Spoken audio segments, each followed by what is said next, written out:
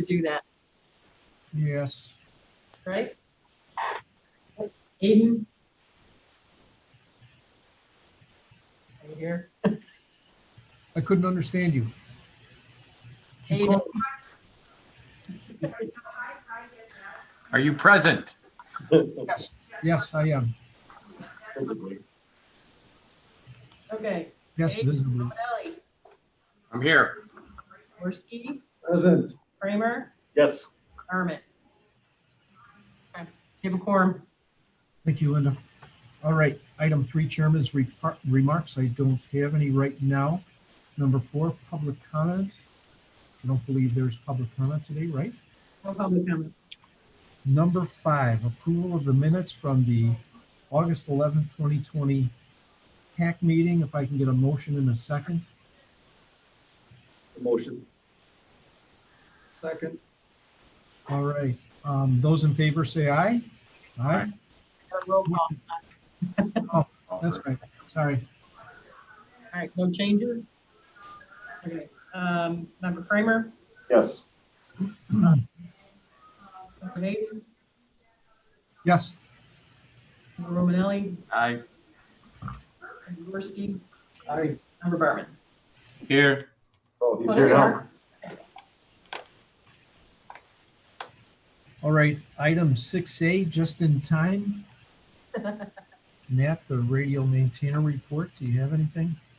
Yeah, well, it was in the packet. It was quite a busy month, I guess. So I don't know where we want to talk about the storm. If you want to do it now or under new business. Is it part of the maintainer report? It was not in the packet. I do have some slides on the weather that we experienced that caused a lot of radio traffic. Oh, go ahead. Do you have the air right now? Eve, can you share those slides?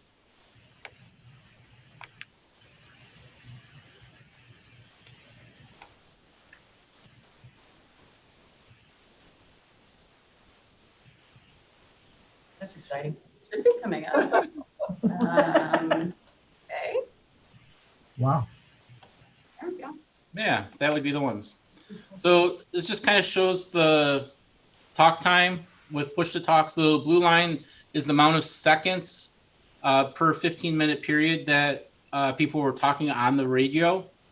And the red line is the number of push to talk. So for every time you press the key up, you see kind of the normal quiet days around that 1500 number. During this storm went rolled through 3:30 to call it 5:30. We had over 4,000 push to talks occurring, and it just shows that the radio site was quite busy. So if you go to the next slide, then we'll see the actual busies. So again, I think it's the blue line is how long busies occurred, but the more important thing here is really the orange line. Normal everyday time, we don't have busies on the system, but in this event, there's a 15-minute period here. We had over 2,000. We almost hit 2,500 busies in that 15-minute period. So quite busy. Everyone was trying to key up, and I think some of the issues we may have some training or something else to get people to do is once you get a busy, you wait until you get the chirp back to know that you can key up, because every time you press the button when you get a busy, it just adds another busy, and it takes longer to convert them. If it's an emergency, you can preempt somebody by hitting the emergency button and then keying up, and it will knock someone off for you to talk. But obviously, if everyone does that, even that will get busied. So just one of the very interesting things here to look at. And then the last slide is really kind of the channel usage. So if you want to pull that up, Eve. Yeah, it's on my screen. Yep, there it is. It just takes a little longer to get here, I guess. this is really an eye chart, and I don't expect anyone to understand all of this, but this again is 15-minute increments. So in 15 minutes, one channel on our system can give 900 seconds of talk time. If you look at this chart, we have channels that went over that time, and that's because if you have 2 TMA calls occurring on that channel, it gets double counted essentially. So it shows that, we did have people in TMA, people are using TMA. If everyone was purely TMA, you would have maxed out, at that 1600 number, but we were over 1200 seconds of talk time. So the system was quite busy. It shows a lot of people were keyed up and trying to talk, especially from that 3:30 to 5:30 time frame. So that's really kind of the analysis that we've done so far on the storm. I know it's one of those things that we haven't had a good storm in a while on DePage, and people kind of have to be reminded because you don't deal with busies on a regular basis. So there's probably some refresher training that has to go out for people to understand. For it to be better, you do have to wait until you get that chirp back to talk. Any questions?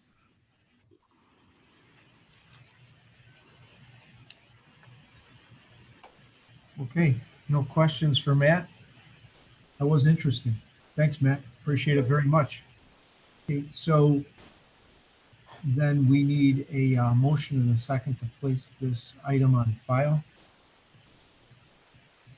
So before you do that, you want to add that to the monthly report for the ETSB. Yes. So to incorporate those slides, those 3 slides into the monthly report. Yeah, I think it would be beneficial. I think so, Yeah, it was interesting. and on the 14th. Okay, All right, so the motion is to incorporate those slides and receive and place on file. yes. Motion in the second, please.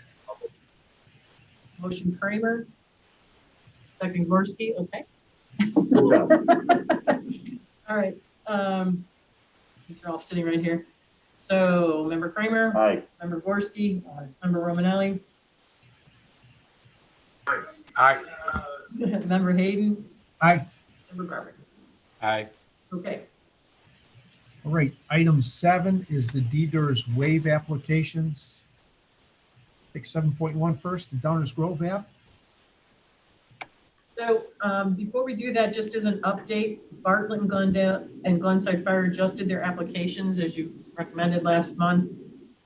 And both have been approved, are now in compliance as we suspected, and then have been programmed into waived by Motorola. So 2 down, 63 to go. So, all right, and so now we have Downers Grove waive application. It's complete according to the policy, so I don't see any open issues with it. Unless there's any questions. I'll make a motion. Need a second. Romanelli. Okay, Member Berman, Aye. Member Romanelli, Aye. Member Hayden, Aye. Member Gorski, Member Kramer. Aye. Okay, motion carried. Thank you. Item 7.2, the Westmont Fire Department waive application. So Westmont's waive application, the one issue they had was Argonne Fire, and we think we have an MOU. We got to track down the paperwork, but we do have an email from Argonne Fire saying they have no objection, so I don't think there's any issue here. And if we need to rework the paperwork with them, we'll just get it done before we send it to Motor, but the emails should suffice to get them moving. And again, on this one, I don't see any other issues. I'll make the motion to approve. Second. Kramer second. Discussion, okay, Member Barman, Aye. Member Kramer? Aye. Member Gorski? Member Romanelli? Aye. Member Bates? Aye. Item 8 is the parent committee approval required for the DETR's radio airtime request for Glen Ellen, VFD, all volunteer fire department. So according to our policy, if you're gonna add radios and you want ETSB to consider paying for them, you have to let us know by a certain time. So, we have 2 requests. One is Glen Ellen, and the other is Tri-State. So it really is just a recommendation to bring it up to the board. So what specifically is this for? Wasn't this last month as well? We were talking about maybe making sure they were aware of the new upcoming potential radio. That. Right. So, I think I brought it up under new business to say, you know, we're receiving some requests that we didn't get on here by the time it came out. And, so I have let Glen Ellen know. Did we talk? Tri-State? Tri-State already purchased. Oh, Tri-State already purchased, so never mind. Oh, okay. So there you go. But yeah, when the requests are coming in, if they haven't purchased, and I think now with the survey, everybody's probably aware that we're doing something. Okay, do we need any action on this, Linda? I think you would need, you can a motion to combine and approve if you want to move along. I'll make that motion. Combine and approve recommendation to the board to include in the airtime contract any purchased radios from these 2 agencies based on their request. Sounds good. Okay. I'll second. Roll call. Okay, Member Berman, Aye. Member Kramer, Aye. Member Gorski, Member Romanelli, Aye. Member Bates. Aye. Okay, item 9, the DETR's radio replacement. Who's taking this one, Linda? Are you going to lead on this, or is this the survey? Well, at the point of the radio replacement right now, you're on the survey, so I guess on a report from fire or. Okay. If we can, if fire would start, and then I'll follow up. I don't know if Conley, if you're going to take it or not, but we are in the process of following up with all the agencies now to make sure that the numbers are correct. I know, no disrespect there, Jim, but some of the questions were a little confusing, and Potentially so. and we're making the phone calls and talking to them directly to make sure that the numbers are correct based on the questions. And we're getting it. We're working. All right, so it's progressing along. Anything else from fire on their survey? Yeah, we had a couple comments. First of all, yeah, there was some confusion over the questions, but we were trying to get at some very specific data to get to an analysis of, what it would take to sort of do it right, if you will. We got where we are originally by somewhat of a compromise, where we started with one portable for riding position, then realized we needed mobile radios interface with headsets and communication systems, and we traded off portables for mobiles. So just give you a little flavor for the survey. Don't take these as the official results, but just kind of give you, a flavor of where it's at. Majority of the fire agencies would want encryption if the PD encrypts. Otherwise, there's not a big press for encryption. They understand encryption actually causes potentially more problems for fire than it solves, other than the interoperability with police in many instances. But a few select talk groups might still be desired. They're not interested in paying for it for ETSB or agency-owned radios. And again, these are sort of majority opinions, not universal. They're good with the replacement proposed package. Just in terms of round numbers, and take these as round numbers based on preliminary results of the survey. From what ETSB provides today, to have one ETSB provided mobile per fire vehicle would require probably at least 100 additional mobile radios.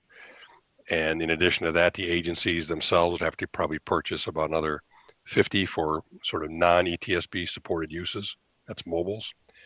And on the portable side, again, very rough count, probably about 200 additional portables just to get to one per riding position and a minimum of one per any type of fire vehicle. So that's a lot of money when you add all that up. That's what 300 radios. You know, that's a couple $1 million, I think, if my math is right. They in majority want GPS, but like encryption, don't really want to pay for it if ETSB is willing to pay for it. That's kind of the highlights. Again, we're working to refine those numbers.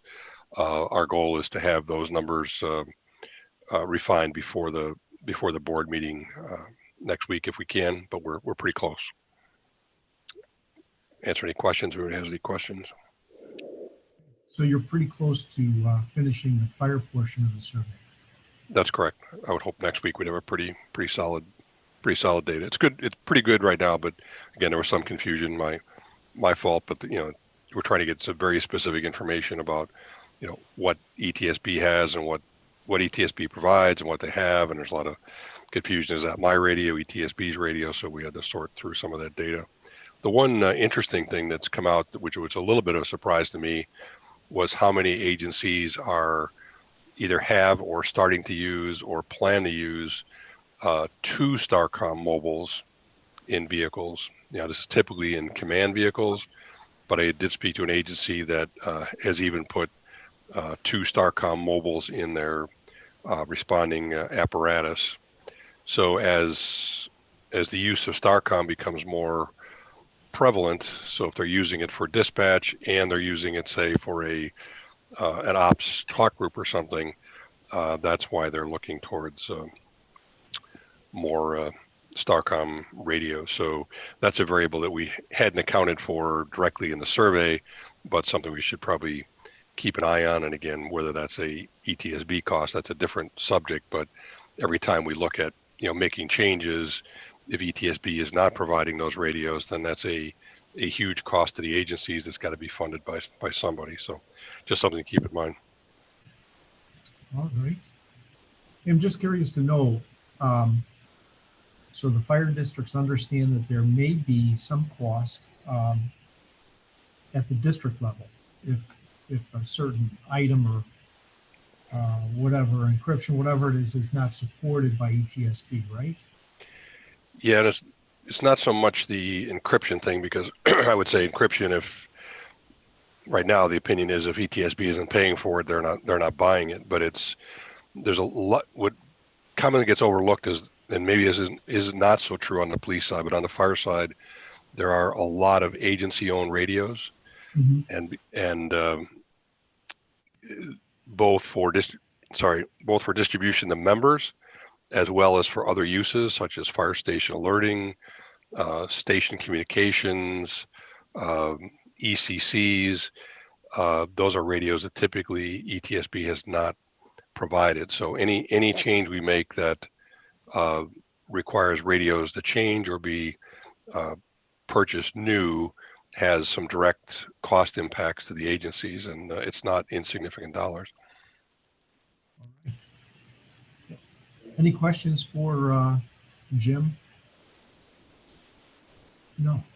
Hey, Jim, so that's why I think on that survey, the updated sheet that we're doing, I think I'm specifically saying on the mobile side of things, that on the ETSB side, there may be one that's needed to get them up to par, but in parentheses, basically put 1 or 2 more needed because of full radio situation. I think that's how we're writing it there, just so you get an idea of what that number is. Not saying that it should be an ETSB problem, but just at least to know that there's probably more needed mobiles than what we originally planned for. Yeah, exactly. You're exactly right. Okay, anything else on the fire survey? All right, I'll start off with the law enforcement survey. Essentially what we did is we pulled the survey. There was some confusion over a number of the questions. The Chief's Executive Board decided to, recommended that we clarify and relook and probably reissue the survey at a later time They recommended to their members that they don't answer it at this time. So we've essentially pulled it for right now. We're definitely going to wait for the fireside to finish, and then we're going to take a look at it again. I really don't know. I don't have a timeline on this, when we'll put the law enforcement survey back out, or when it will be due, or anything like that. But I do know that when we do get it out, we want to make it clear for these guys, because we definitely want a response. And we know it's preliminary information, but we still want a good response from them. So we have a stay on the survey right now, and that's about it. Anthony, Dave, anything else on that? No. Okay. Anyone else? Question for the police survey? No. All right. All right. We'll move on to item number 10, then old business. I don't have anything. Is there anyone else that has anything? Number 11, new business, nothing. And number 12, next meeting date, October 6th, 12:30. How's that look for everybody? 12:30, we were there. Pardon me? Just checking the time. 12:30 is fine. If it works for anybody else. I'm Okay. good. All right. Then I'll entertain a motion to adjourn. Motion. Second. All right. Those in favor, aye. Aye. Call, please. Lynn? No Aye, objection, we're adjourned. aye, That would be your statement for this one. We're good. All right. Thanks, everyone. Appreciate it. All right. All right, we'll see you. Okay. See y'all. Bye.